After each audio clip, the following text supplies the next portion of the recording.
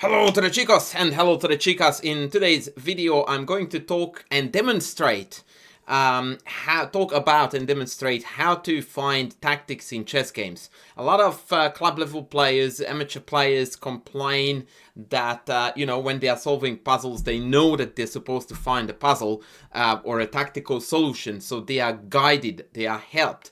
But in a game, there is no one to tap you on the shoulder, and I thought that I'm going to demonstrate a little bit the anatomy of thinking that allows you to find these tactical ideas, and to make it a little bit more, I don't know, educational, cooler, fun. I decided to show you 3 different stages, although the first 2 will be roughly similar level, but the third one is definitely going to be more complex. And to give it the full context, I'm going to show you the full games for all 3 of them. I only am showing you games that I played because I remembered these and it was easier to find examples. So this one is a Khan/Scheveningen sort of story here, and yeah, there is not a lot going on. This cheeky h5 is a move that I like to throw in. Every now and then I like to push this pawn up all the way to h3 to open up this diagonal. h3 played, and then I like to play h4 and threaten that knight jumperino. f5, this was definitely premature. I can easily push past and there is nothing to worry about for black now. The e4 pawn is going to be quite a problem for white to defend in the long run. And also this is now incoming. In fact, it's game winning now because knight g3 can't be stopped, because currently 3 pieces are hanging in the fork. So I've hunted down the exchange, but at this point I took a cheeky turn and I went like, you know what? I like my g3 knight more than the f1 rock, so let me just keep it there. And then he kept it, and so the game continued. I'm not necessarily saying it was perfect, but yeah, this is a blunder, by the way. e4 is hanging here. Take was terrible. Now c4, bishop c5. Speaking of finding tactics, is pending. Rook d1, c4, bishop back, bishop c5, and really it's a mop-up. But now I'm going to just quickly get to the point that I wanted to get to, which was that I won the full rock. My opponent took on f7, and then I even took on f1. So obviously it's a little bit of a lame example because I'm about 45 pieces up at this point, but the thinking needs to be present and on point, and know that I have got 11 seconds left, right? So I still need to find the tactics, and here I have got 1, 2, 3, 4, 5 pieces, either directly or loosely attacking the white king. And so I'm looking at a knockout. And when I mean knockout, I'm looking for mates. Now, if I'm looking for mates, I'm looking for checks. In fact, at any given time, if I'm looking for knockouts, I'm looking for checks, captures, and threats. You would be surprised to know that as you are listening, you go like, yeah, that's the 4,757th time I heard that. And yet, times that by 500 is how many times people miss basic tactics because they don't do it. So this is what I did in my head. Check, king here, check, rook takes, queen takes, check, king takes, check, rook f1, check, king h2, rook h1, mate. And in fact, it was so forcing that as soon as it clicked, I pre-moved the whole sequence because it is automatic. It's just check, check, check, and mate.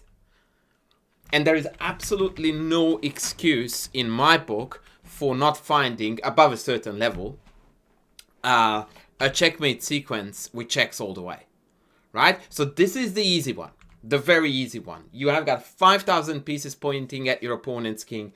It's really poorly defended. You are up a lot of material, although that is really not relevant, by the way, for the motif to work, and you look for kill. Kill, kill, kill, kill, kill, kill. And that's it. Okay, on to the next. This one was a really fun game that I played recently on stream. By the way, I am now streaming on YouTube every single time when I'm streaming on Twitch too. I'm just saying it to those of you who don't watch my streams live, that you're welcome to join me there.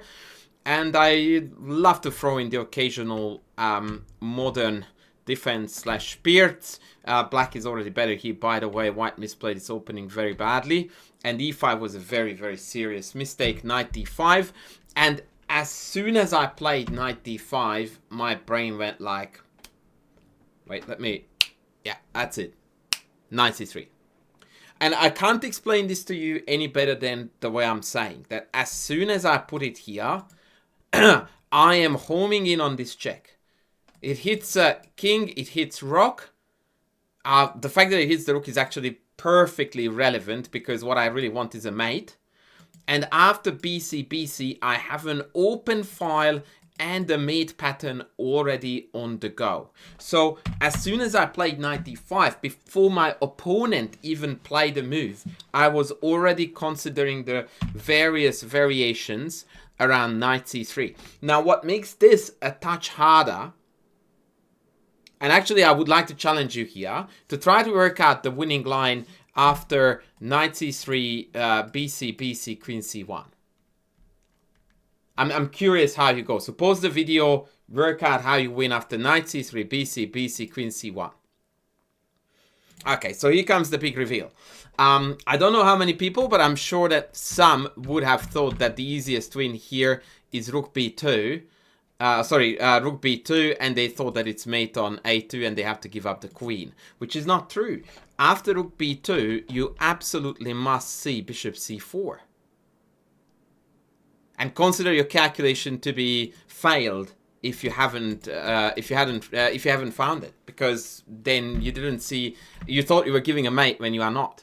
Now the story is very, very beautiful here because in fact black is winning, but you needed to see bishop a6, bishop b3, rook takes, bishop takes, bishop c4, queen b1, and rook b8. Now, this is a very, very long calculation, but it's extremely forcing. And there is nothing difficult about finding the beginning of it, because knight c3 was already screaming. So once you find bishop c4, there are two ways to go. One, you pursue the idea of, the bishop b2 here, c4 here.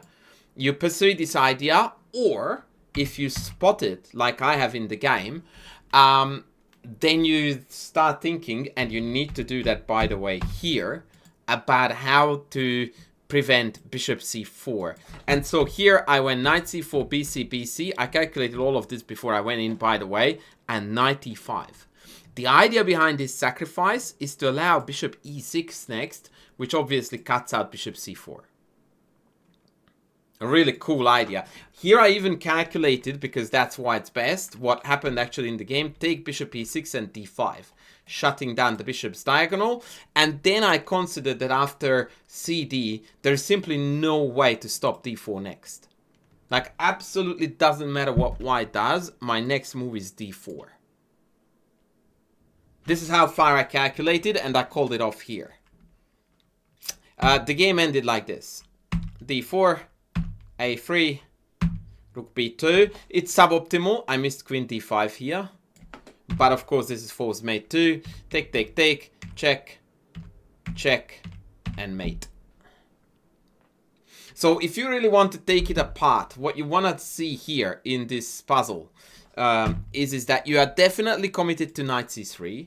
You need to see bc, bc, queen c1, rook b8 check, king a1, rook b2, bishop c4.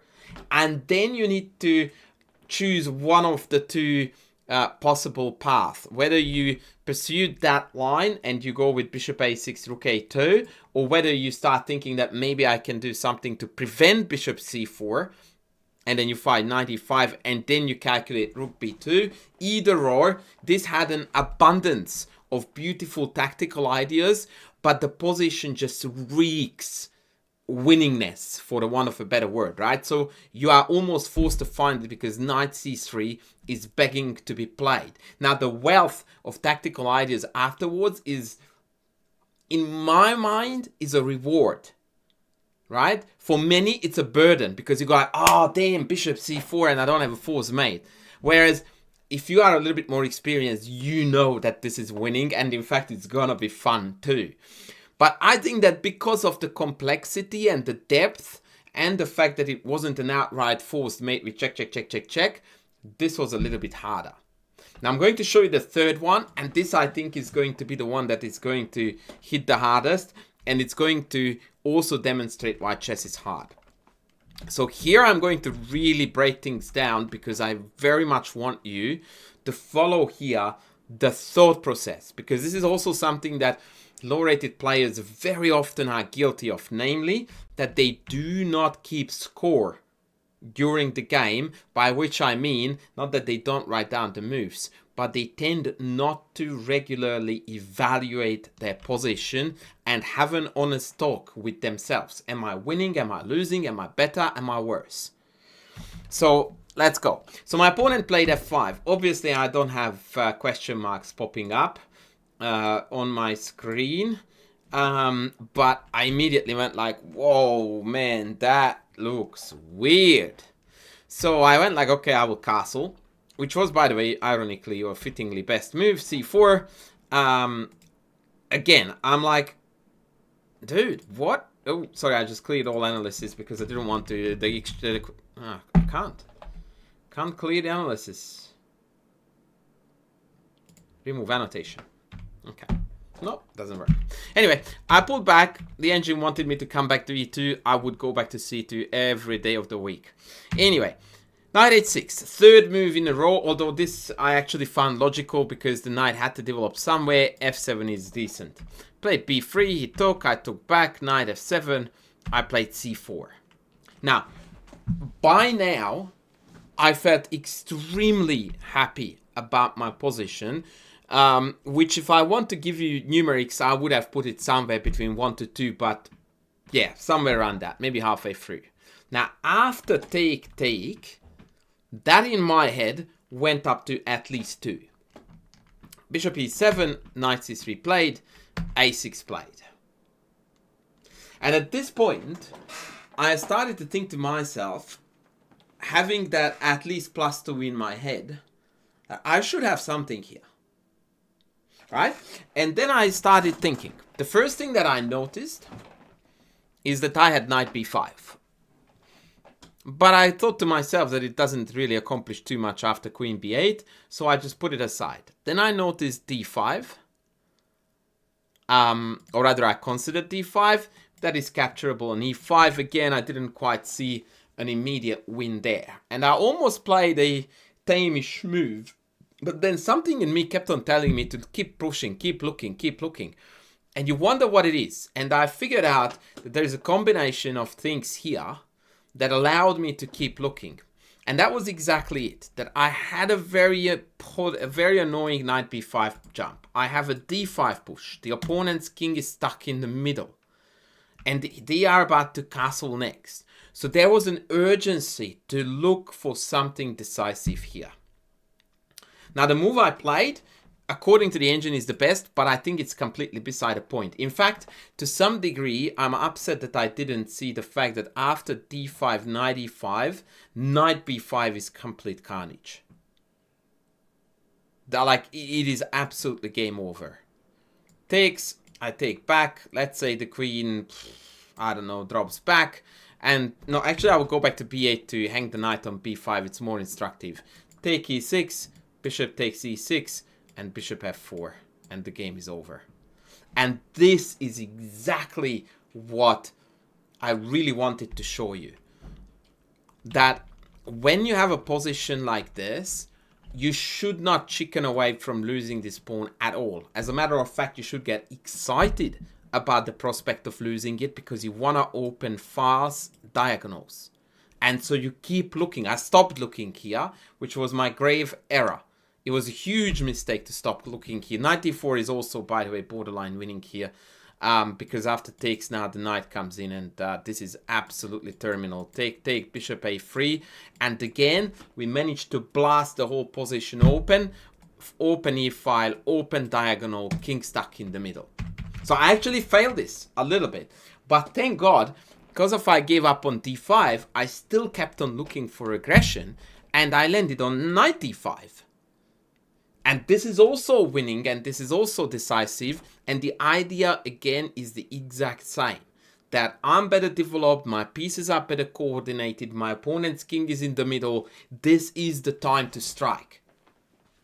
And whilst the knight on f7 is quite decent in French structures like this, That is only true if the position remains very closed. If we blast it open, it's gonna be one of the clumsiest pieces on the board. And so boom, knight d5, they had to take. I took back, and granted, here they went down like fat kid on a seesaw, like 7 moves or not even. That was a bit unnecessary, but it's no easy feat to stay alive here. Obviously, they should have castled, right? And then after DC, BC, bishop b3, they have an absolutely miserable position, but it's not quite a knockout yet, right? So it's gonna go like king here, e6, knight d8 is forced because knight d6 is well met by knight e5 and bishop a3. It's about plus 3.5. Queen h5 is now threatening with knight g6. So yeah, it's pretty winning, but a little bit of legwork would have needed to be done.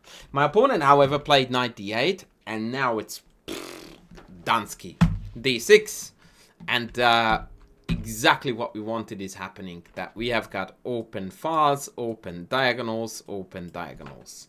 Queen took, bishop a3, queen d5, bishop b3. And after rook e1, it was time to put the pieces back in the box. They played one more move and resigned after d5. So I should have tested you on this, but I was silly and I didn't. I should have made you pause the video and tell me what you would have played here. I'm sure many of you would have found d5, knight b5 idea. But this goes to show that this position looks innocent, right? Like it doesn't scream death like the previous two did. And I still invested a lot of energy into trying to find something decisive, something really, really forcing, because the signs are there. You just can't ignore them. So, yeah, you can't not notice that you are absolutely dominating the center. You can't not notice that this is uncastled and that your opponent's pieces are all over the shop. Now, what really makes it challenging for most players is that even if they do spot all of these things, they might not have the calculating prowess to back it up. But if you already spot the signs and you start looking, that already is a brilliant start and you are on the right track. And improving the calculation to back it, in my opinion, is not really that challenging. It's just a matter of practice, practice, practice. On that note, ladies and gents, we are going to call it a day. I hope you enjoyed this video. I'm going to be back with the next one very soon. Please make sure that you you like this video and you leave a comment down below. And yeah, I will see you in the next one.